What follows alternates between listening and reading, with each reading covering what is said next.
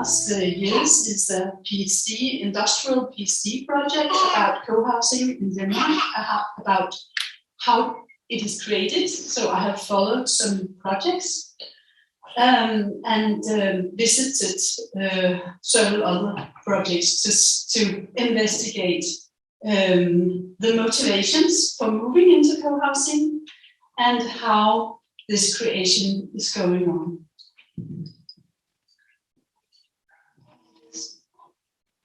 Yeah, and next to this, I have made my own company. It is called Falkenstjerne Beck, and it's a consultancy company where I am involved in a research project together with a university where I made my PhD.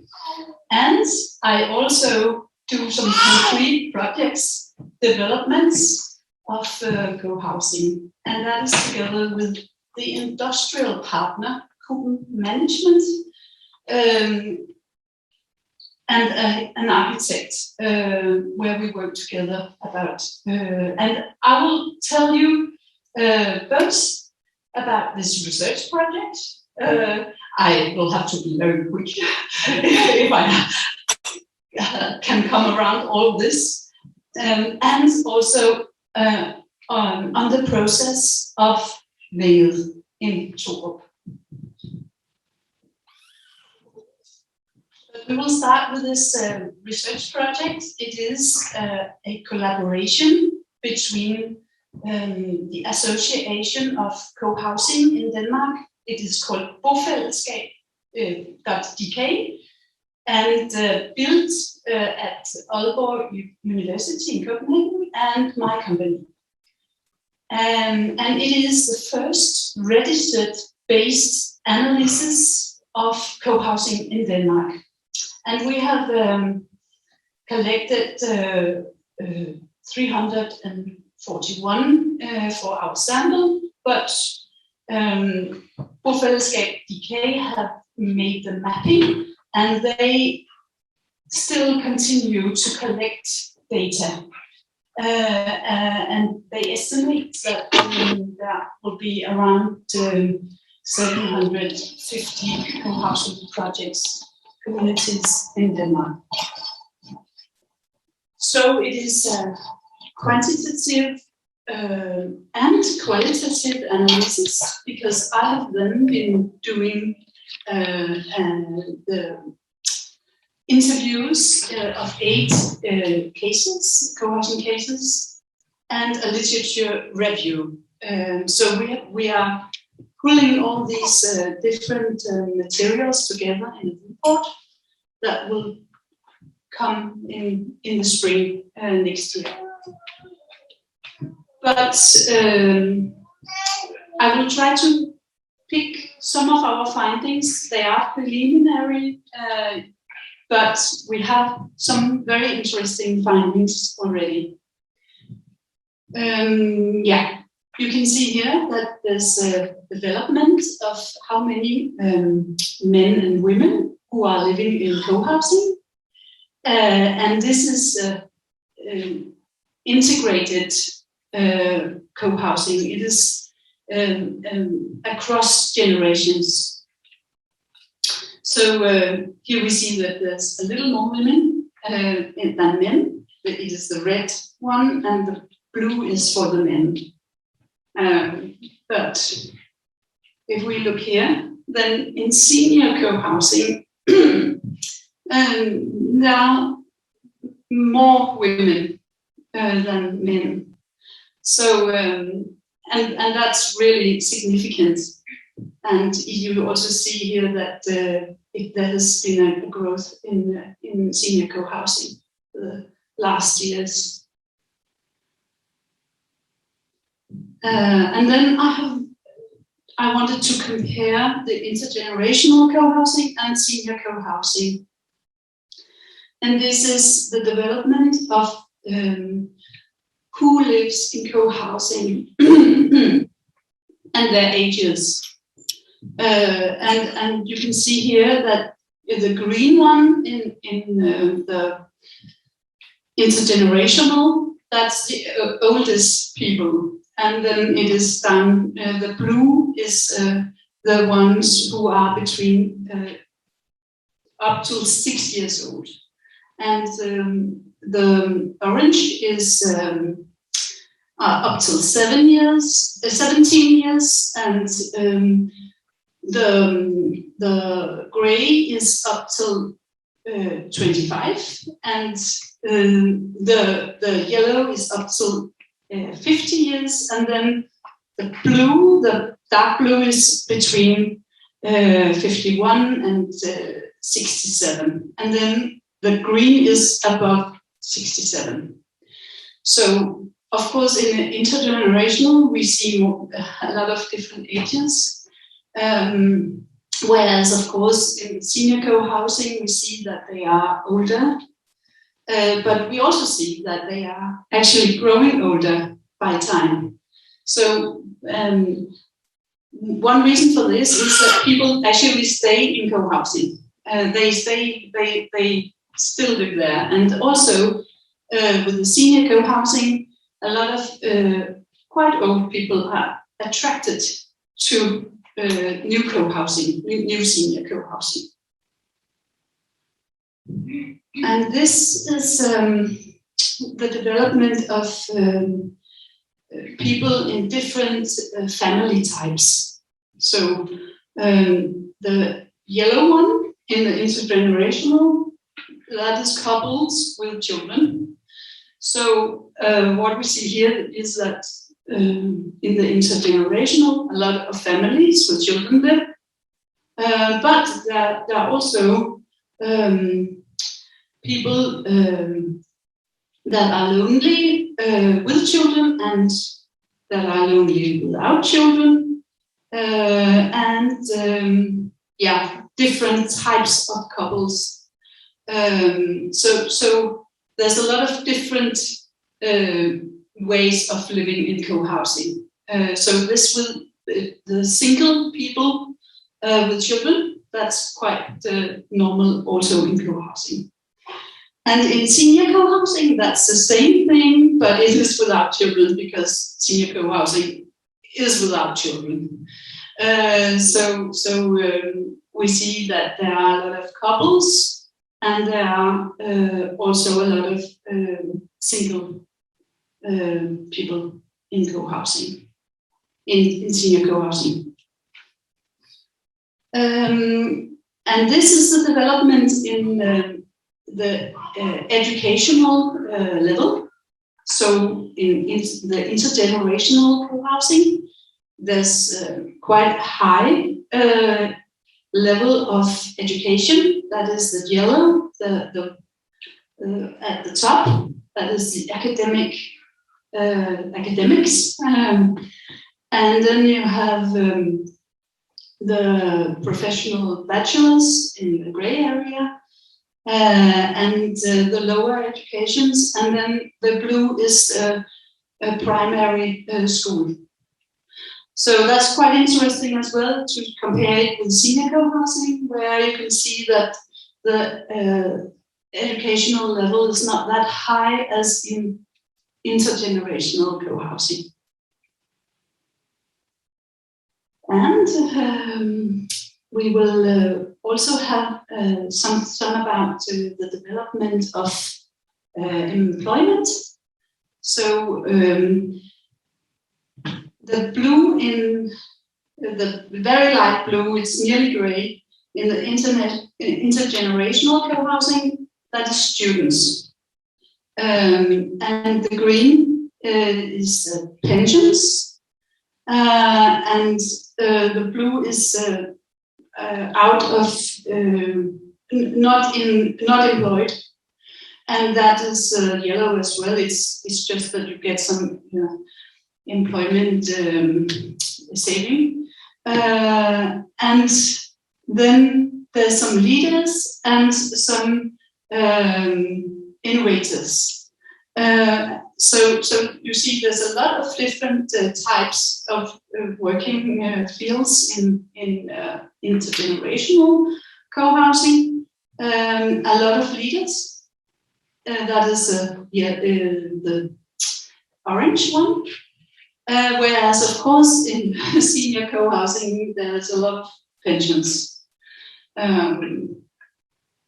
Yeah, that was a very quick one. And we do a lot of other stuff, but we have not finished our report yet. We are at the moment, it is an ongoing project, so we are working on it at the moment. So please ask me afterwards if you want to know more. I'm sure we could have a long discussion, and we also do things about where they come from and where they move to and why they move to a co-housing. And yeah, so there's a lot of much more data in this project that I can present here. Now I want to talk a little about a very concrete project that is Vænget in Torup. Torup is a small village in the north of Zealand, very close to Hundested.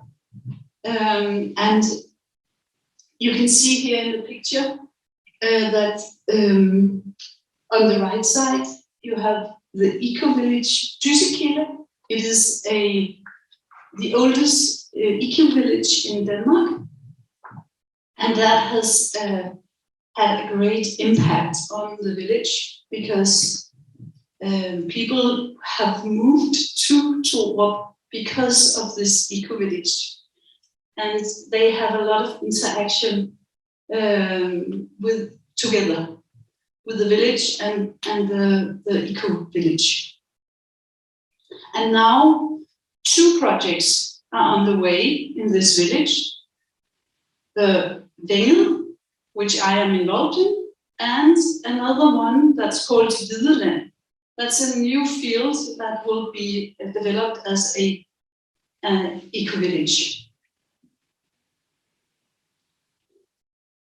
And I started with this project thinking about how can professional actors help to form and organize a group or a cooperative to be self-organized, to be sustainable by themselves. And so I wanted to use some of the knowledge from my PhD, where I found that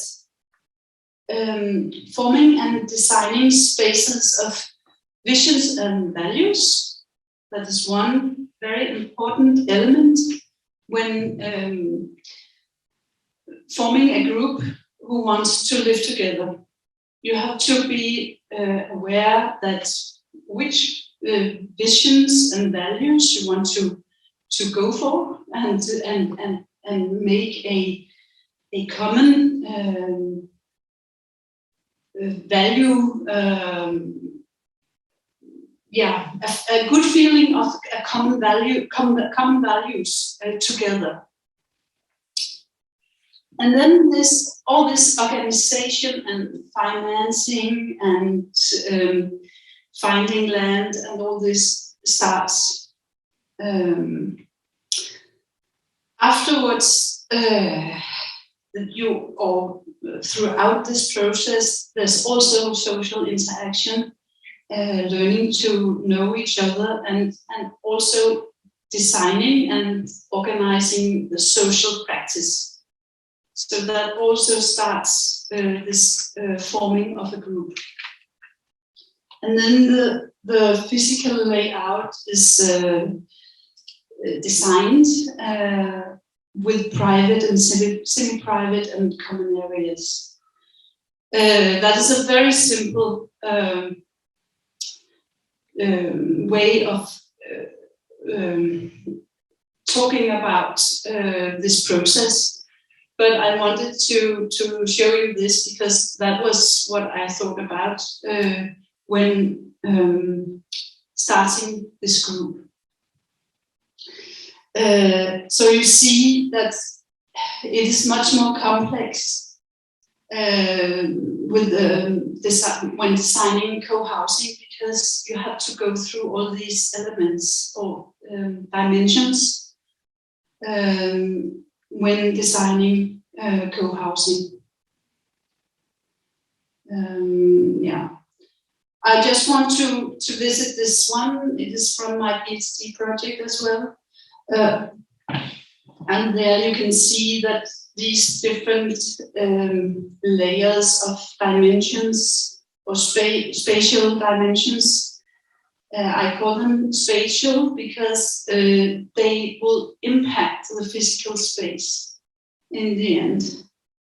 But you can see that there are in these boxes, it is more complex than in the first, in the other slide. So what is, yeah, you will go and look deeper into all these things, but this with the values is very important, I think. Often the motivation is a social community, but it is also very often about sustainability and climate. If you go together, then you can be much stronger. And then also creating new possibilities. I just wanted to show you this to give you a concrete idea about what is Vænget. And it is a co-housing cooperative with 18 dwelling units. And there's going to be a common house, and there's a little lake, which we have to preserve, and common green areas, common parking spaces. And with this project in my hand, I could go out and start creating a group. I will just go back to this. So where we are now is very much in the green area with organization.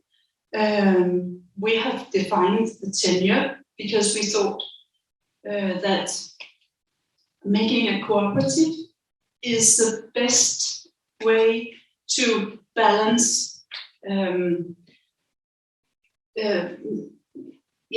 that it will not be too expensive, but still that people will share and will have to put an amount of money into that project. And the organization of the group is very important, making an association.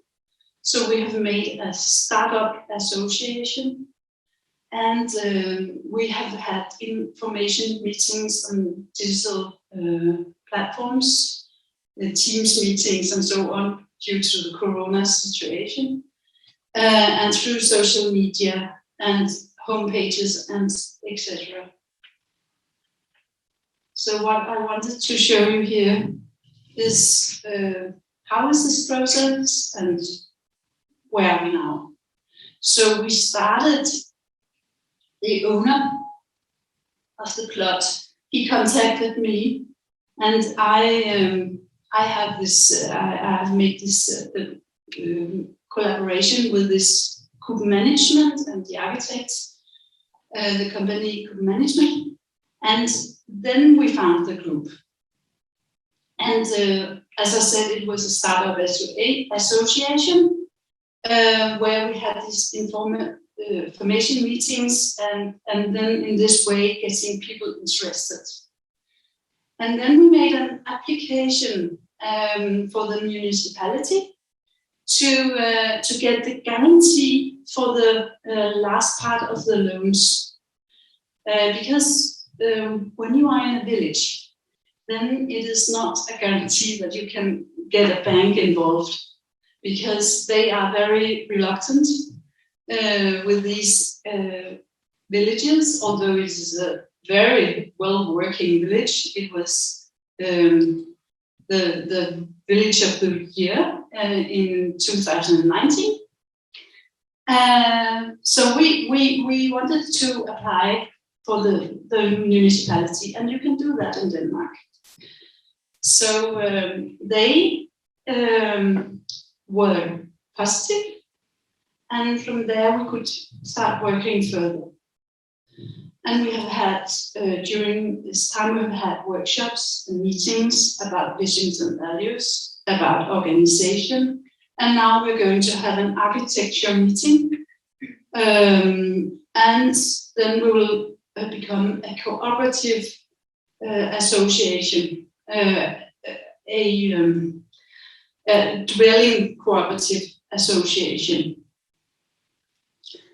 And so that's where we are now, with this financing from each member and the whole project. Yeah, and we hope we will be finished in the summer 2023. So yeah, thank you for listening.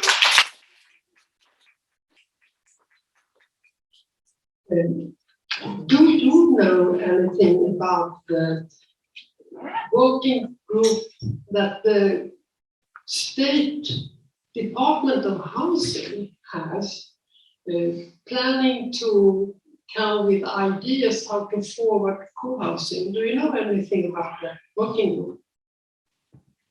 Yes, actually I have made a meeting. I had a meeting. I was part of a meeting with them. They had several meetings. I think they had 5 or 6 meetings or something, and they have made a report, and I am not sure it is totally finished yet.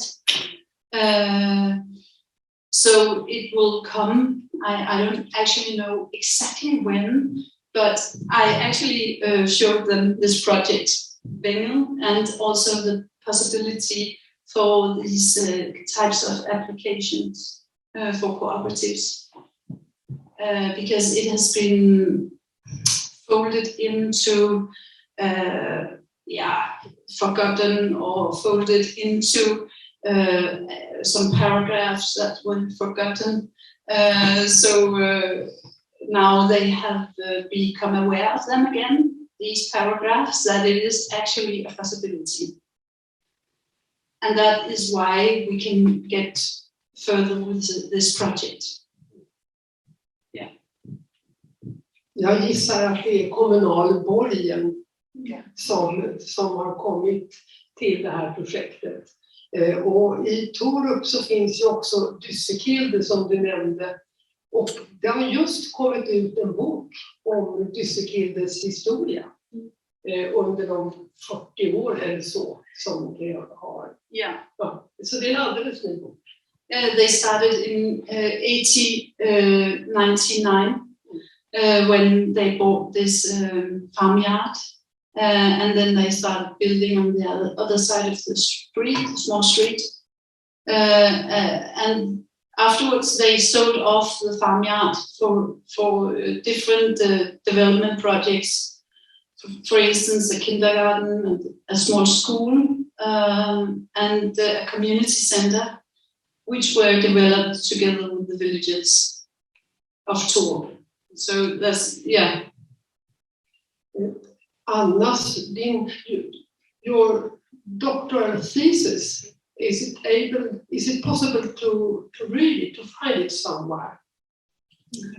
That is a very good question. No, it is not yet, but I have made an article. You know, it is a paper-based thesis. So there's a paper out.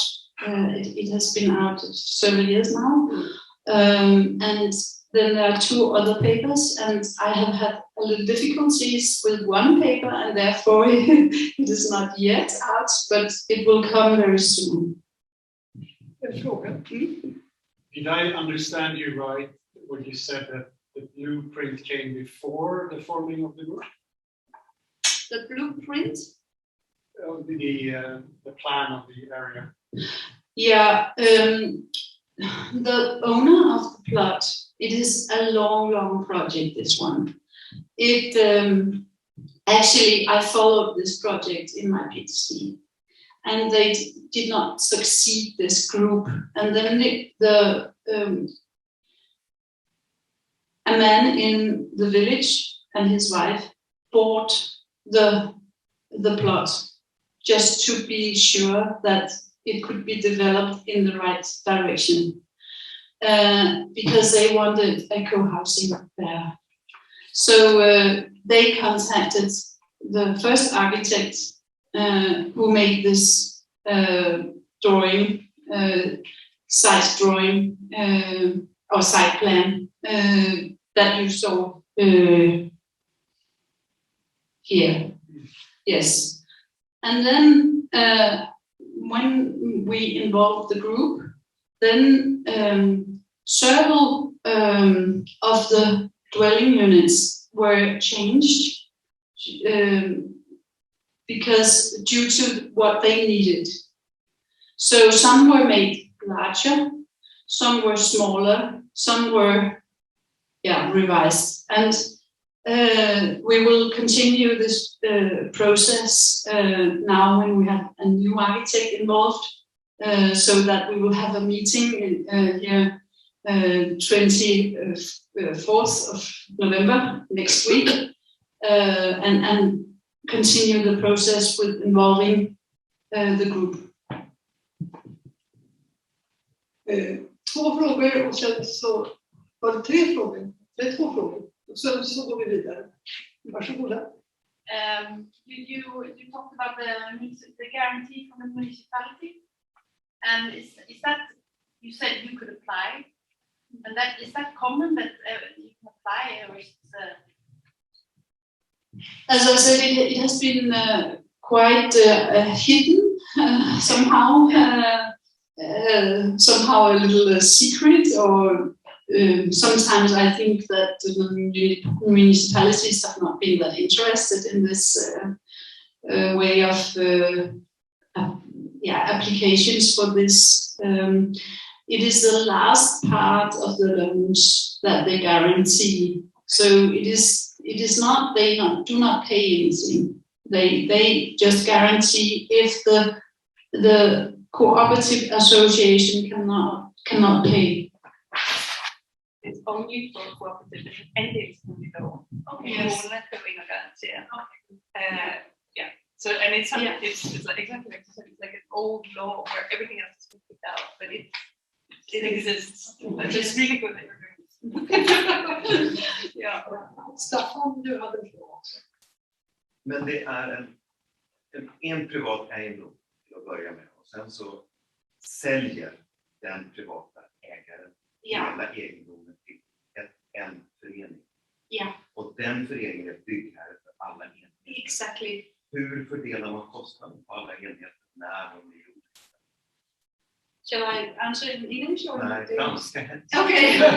Man fordeler det sådan, at man tager et stort lån, byggelån, og så har man nogle fælles lån, realkreditlån, og så har man boligindskud i hver bolig. Så det er fordelt på 2, altså på det fælles lån, og så på de indskud, som hver enkelt medlem kommer med. Redan i byggefasen? Ja, det er sådan, man laver andelsboligbyggerier i Danmark. Och vad har då banken för den privata delen av det tillskottet en säkerhet i den gemensamma delen? Ja, banken, de skal godkende hver enkelt medlem, sådan så at de kigger på deres økonomi, hvordan kan de godt stille denne her, kan de stille en garanti for deres daglige økonomi, og det de har at skyde ind med. Så det er på den måde, det fungerer. Så det er jo selvfølgelig en blanding mellem den private, altså en privat andel, og så det fælles. Men det er jo faktisk også det, som bofællesskaber i virkeligheden på mange måder er, at få en balance imellem en privat del og en fælles del. Tack Anna. Det finns alltså en doktorsavhandling som är nästan klar. Det finns ett material som du har med dig. Ja. Nøjagtigt. Så vi kan sætte lidt rundt her. Vi kan bare tage den. Det er et materiale, jeg har lavet sammen med Cohousing Management, da jeg var ansat der under min PhD.